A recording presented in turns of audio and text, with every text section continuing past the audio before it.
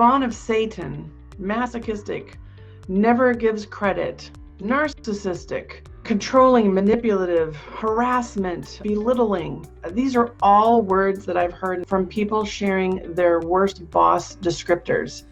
I went out and I just asked the question, describe the worst boss you've ever had in 6 words or less. And oh my gosh, I have to hop on here because so much outpouring of people having horrible experiences. And what I want to do with that is actually share some really great tips today on how to make sure that you are the best boss you can be. And if you have people reporting to you, that you can really not be those things. And if you are reporting to someone in that space, I'd like to give you one tip to help your day be better. I'm Lisa Duerre with RLD Group, and I'm here today to talk to you about leadership and what it means to be a good boss. So here's the thing I want to share with you. Like, all those words blew my mind when I got that feedback today. And what I did is I went back and on every comment I got, I asked them, was this descriptor of your boss a one-off, or was this the culture you were in?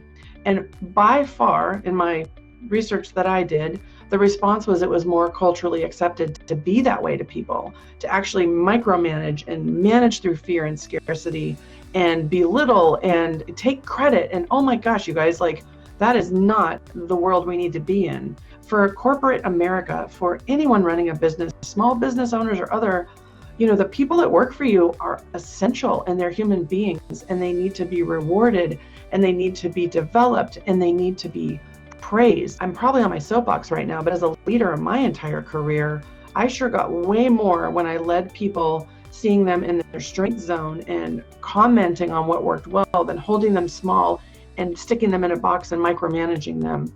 Now, am I perfect? No. And have I made mistakes? Yes. And what I wanted to talk to you about today was some things I've learned along the way as well. And to be able to give people that are working for a boss that they would describe as the worst boss ever, at least one thing they can do today to make that day better. But fundamentally, wake you up in general as leaders and people in organizations about what is the culture that you are promoting and being a part of. Because there was a lot of comments about the worst boss. And some people were like, I got out right away. Other people were like, I stayed really long. So here's what I want to say to you about this. The first thing is acknowledging that that's what's going on for yourself is really important, because many times people think, oh my gosh, this is how it is everywhere. And I'm here to tell you, I've had some amazing leaders. I have learned from some of the best, and I know what good leadership looks like, and I strive for that every day. And if you have had a bad boss, or you're working for someone who holds you small, takes credit, and really is making your life miserable at work, well, paying attention to that is going to be critical, because the longer that goes on for you, the harder it is to leave, or to even have the confidence or the courage to look for something else. So the first thing is to recognize it. And then the second thing is to be really clear for yourself. Is this a communication breakdown? Is this a cultural thing? And then look for ways where you can make sure that your needs are met. And that requires courage. And here's the thing I'm going to say, like, straight up, there are certain situations where no matter what you do, there is nothing you can do about it. And if you're in one of those, the best thing to do is to get out as fast as you can. If you are like many people, though, where there's a style difference, where there's a communication difference, where there's some things going on you don't have awareness of, the best thing you can do is sit down in a conversation and ask the question. I'm recognizing when I do this work, I don't get credit for it in these reports, or I'm recognizing it feels like you don't trust me to execute on this project because of these behaviors that I'm seeing. Like, really open up the dialogue and have the courage and have the conversation. What would it take for you to trust me to get this project done? What will it take for me to do to make sure that I get my name on that PowerPoint when it gets presented? That's personally happened to me. I've created slide decks and reports that I've rolled up the chain, and other people have put their name on it. And there were times when I didn't say a word and I held resentment. And there were other times when I'd go right in and say, that didn't feel good. And I worked really hard. And I'm just curious why my name wasn't put up on there. And we'd have the dialogue. Everybody has a bad boss experience, and I'm really appreciating learning what everybody's going through so I can build tools and resources to support you.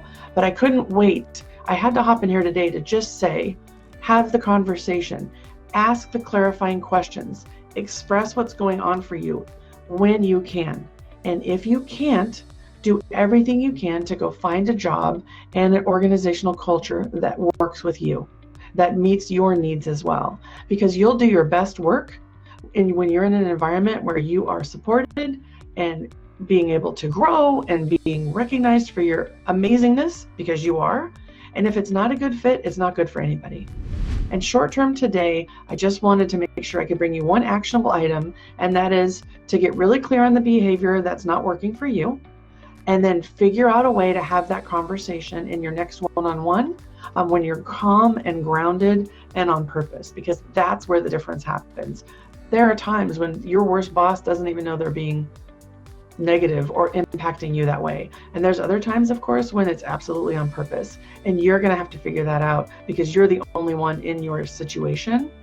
But if you find that they probably don't know that they're doing it, or you're holding them in this mindset that they are, find a way to have the smallest conversation to move the needle the slightest bit, kick the tires a little bit and see if there's any wiggle room there. And if perhaps maybe there's a communication breakdown versus somebody just being horrible. Comment below, let me know your worst boss, and then let me know if this tip works for you. And if you're stuck and you feel like that's not a safe way to go, I'd love to know. I will support you there too. All right, take good care.